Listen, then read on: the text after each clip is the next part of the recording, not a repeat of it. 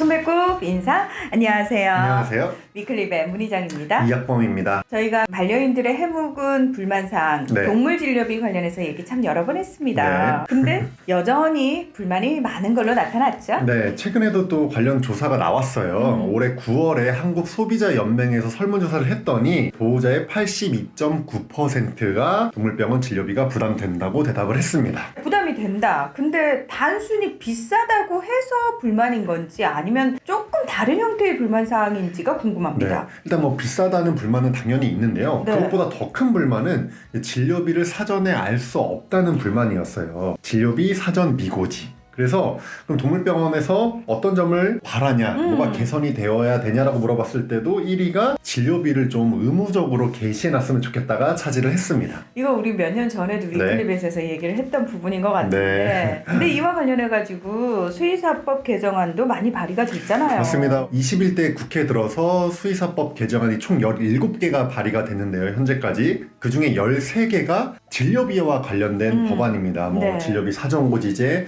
뭐 표준수가제, 공시제, 아니면 진료부 공개 뭐 이런 것들인데요. 그중에 상당수가 이번에 대안 형태로 묶여서 상임위를 통과했습니다. 대안 형태로 묶였다라는 게 발의된 내용 그 개수대로 그대로 된 게 아니고 묶어가지고 네. 수정 보완된 뒤에 통과가 됐다라는 말인데 네. 자 그러면 어떤 내용들이 담겼는지 저희가 조목조목 좀 살펴보도록 하겠는데요. 첫 번째로 중대진료행위 사전설명 및 비용 고지 부분입니다. 네, 말 그대로 수술, 수혈 등 중대 진료 행위를 실시할 때 수의사가 동물 소유자에게 이제 진단명, 수술의 필요성, 방법, 내용, 그리고 예상되는 후유증이라든지 부작용, 수술 전후의 준수사항을 설명을 하고 서면 동의를 받아야 되는 그런 조항입니다. 그러니까 사람도 원래 그런 동의 받잖아요. 동물도 사실 그런 동의를 받았어요. 수술 전에 마취 동의서 같은 수준이었죠. 근데 이거는 이제 그것보다 더 나아간 거고, 사람에도 의료법에 그런 사전 설명 의무가 있는데 사실 사람은 수술 비용까지는 설명하는 의무는 없는데 이번에 이 수의사법 개정안은 수술 비용까지 사전에 고지를 해야 되고 하지 않으면 100만 원 이하의 과태료를 부과한다고 되어 있어서 사람보다 훨씬 심한 규제다 이런 얘기가 나오고 있습니다. 그럼 중대진료행위에는 어떤 것들이 포함이 되는 거예요? 일단 뭐 수술이라고 되어 있는데 이게 아직 정해지지 않았어요. 세부 내용은 농식품부령 수의사법 시행규칙으로 나중에 정할 예정입니다. 그리고 두 번째 내용이 진찰 등 진료 비용 개시 부분입니다. 사전 고지제 같은 거죠. 그래서 진찰, 입원, 예방접종, 검사 등 진료비를 동물 소유자가 알기 쉽도록 사전에 게시를 해놔야 되는 그런 내용입니다. 크게 뭉뚱그려서 들었을 때는 좋은데 도대체 어떤 진료 항목을 어떤 형태로 게시를 한다는 건가요? 네, 그것도 이제 정해지진 않았습니다. 이제 어떤 항목을 게시를 해놔야 될지도 농식품부령으로 나중에 정할 예정인데요. 네. 추정을 해보면은 뭐 예방접종이라든지 뭐 구충, 그다음에 뭐 중성화 수술 이런 기본적인 내용들의 항목들이 되지 않을까 예상이 되고 있고요. 게시하는 형태는 사람의 비급여 진료도 이렇게 게시를 하게 되어 있는데 그런 것들은 뭐 대기 공간에 책자로 해놓는다던가 아니면은 홈페이지에 이거를 게시를 하거든요. 그래서 우리도 그런 형태가 되거나 아니면 지금 사실 경상남도에서 다빈도 진료 항목 20개에 대해서 반려동물 진료비 자율 표시제라는 걸 하고 있어요. 그래서 일부 동물병원이 참여해서 그걸 하고 있는데 거기에 있는 그 20개의 진료 항목이 기준이 될 수 있다는 얘기도 나옵니다. 자, 그리고 세 번째 내용은 진료 비용 현황 조사 및 분석인데요. 네. 진료비를 조사해서 분석하고 공개한다는 얘기인데 이거는 이제 정부가 책임지고 한다는 거죠. 맞습니다. 진료비 사전 고시를 하게끔 하니까 그 내용을 정부가 이제 조사를 해서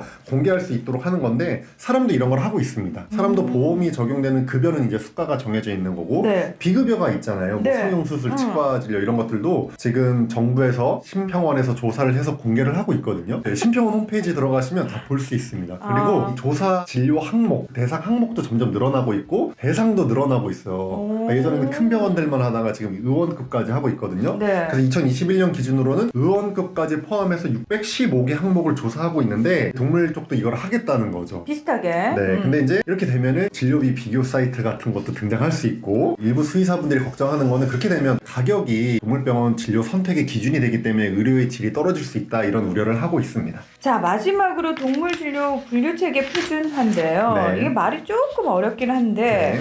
동물의 질병명, 또 진료 항목 등 동물 진료에 대한 표준화된 분류 체계를 만들겠다. 이게 먼저 된 다음에 여기에 맞춰서 게시가 돼야 되는 게 맞지 않나, 순서가. 맞습니다. 지금 현재 동물 쪽은 진료 항목이 표준화되어 있지 않습니다. 그래서 코드화가 없기 때문에 개별 수의사들이 진료를 할 때 자율적으로 편하게 게시를 하고 차팅을 하고 있어요. 그러니까 이게 통일이 안 돼 있다는 거죠. 그쵸. 사람은 네. 사실 그 코드가 딱 나와 있어서 그쵸. 저희가 보험을 청구할 때 그 코드가 뭐냐에 따라서도 보험금이. 맞습니다. 그 코드가 동물 쪽은 아예 없습니다. 그래서 이런 코드를 먼저 만들고 뭐 공시제를 하던 사정고지를 하던 해야지 보호자들도 혼란스럽지 않다라고 계속 얘기를 했는데 그 정부도 사실 그렇게 하려고 해왔는데 네. 그래서 이런 연구 용역도 좀 진행이 됐습니다. 코드 만드는 거. 근데 그런 게 싹 없어지고 일단 시행을 해놓고 동물진료 분류체계 표준화를 하겠다라는 내용이 들어가 있습니다. 어떤 선행 조건은 아니고 그냥 이런 내용도 추가로 들어가 있다라고 보시면 될 것 같아요. 근데 원래 법이 발의됐을 때는 지금 말씀하신 것처럼 진료 항목 표준화가 선행 조건이었잖아요. 맞습니다. 사실 정부가 입법 예고한 내용도 이게 선행 조건이었고 이게 13개의 관련 수의사법 중에 9개가 이번에 통과가 된 건데 네. 묶여서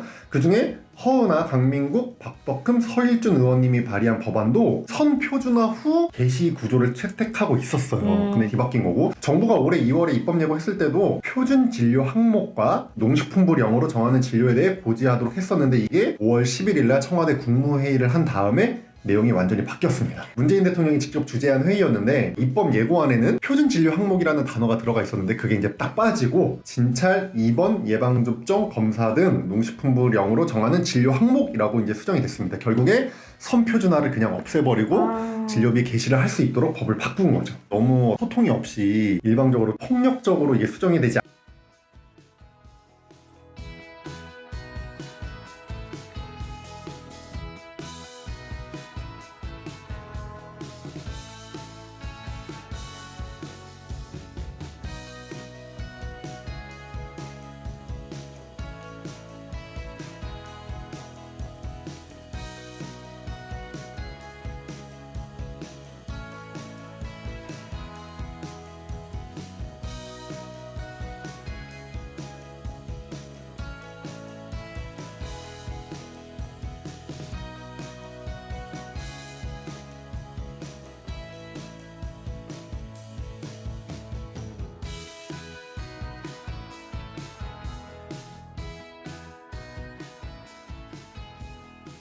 당시 청와대는 이 법안에 대해서 어떤 반응이었는지가 궁금해요. 청와대가 공식적으로 긍정적으로 평가를 했습니다. 지금까지는 동물병원마다 진료 항목이 상이하고 진료비 과다 청구, 과잉 진료 등으로 소비자 불만이 증가하고 있었는데 네. 이번 개정안으로 동물의료 서비스 소비자의 알 권리와 진료 선택권이 보장될 것이다 라고 얘기했고 농식품부 관계자도 국회 입법 절차에 따라서 조속히 통과시킬 수 있도록 노력하겠다라고 답변을 한 적이 있습니다. 그리고 이제 그 내용대로 이번에 올해가 가기 전에 통과가 된 거죠. 근데 살짝 아쉽게 지금 통과가 된 건데 왜 그 부분을 빼버렸을까는 두고두고 조금 아쉬운 부분이에요. 그렇죠. 취지가 아무리 좋아도 좀 절차가 있고 소통이 돼야 되고 합의될 부분은 합의를 하고 좀 통과를 해야 되는데 그런 부분이 생략이 되고 통과가 됐단 말이죠. 개인적인 생각이지만 이제 내년에 대선이라는 변수가 있고 문재인 대통령의 동물 공약 1번이 사실 진료비 관련된 내용이었기도 하거든요. 그래서 내년 대선 전에 그리고 현재 여당이 국회의원 다수를 차지하고 있을 때 좀 급하게 통과를 시켜야 되지 않나라는 그런 압박감을 좀 느끼신 것 같아요. 그래서 좀 어떤 절차를 생략하고 법이 통과된 느낌이 있습니다. 좀 아쉽죠. 표준화하는 과정에 시간이 좀 많이 필요하니까 그러려면 법 자체의 통과가 너무 늦어지게 된다. 네. 대한수의사회 입장은 어떤가요? 이제 아쉽다고 하죠. 왜냐면 처음부터 대한수의사회도 표준화된 진료 항목에 한해서 진료비를 공개를 해야 된다라고 주장을 했는데 그 부분이 빠지다 보니까 이제 불만을 표출했고요. 네. 아예 허주영 회장님께서는 정부가 개입을 할 때마다 오히려 진료비가 상승을 했다. 이 법도 통과가 돼서 시행이 되면 진료비는 올라갈 거고 그 책임은 정부한테 있다라고 강력하게 비판을 했습니다. 과거의 사례에 비추어 보면 그렇게 말씀을 하신 건데 네. 자, 앞으로 남은 일정은 어떻게 되나요? 일단 사실 법만 통과가 됐습니다. 세부 내용이 하나도 안 정해져 있어요. 세부 내용은 이제 농식품부령으로 정하게 되어 있기 때문에 그 내용을 정할 때라도 최대한 합의가 좀 돼야 될 것 같고 부작용이 많이 발생을 하면 안 되잖아요. 그리고 그렇죠. 유예기간이 좀 설정이 될 것 같아요. 그래서 유예기간을 얼마로 할 건지 그리고 유예기간을 설정을 할 때 어떤 규모의 병원부터 뭐 시행을 할 건지 이런 것들 잘 논의가 되어야 될 것 것 같습니다. 자, 일단 시행은 되는 게 결정이 났으니까요. 그때까지 이제 시간적 여유가 조금 있잖아요. 소비자들의 혼란을 최소화하는 방향으로, 그리고 지금 아쉬운 부분을 보완하는 방향으로 세부 사항들이 결정이 되면 참 좋겠네요. 네, 맞습니다. 자, 오늘 위클리 벳은 여기서 마무리하겠습니다. 함께해 주셔서 고맙습니다. 감사합니다.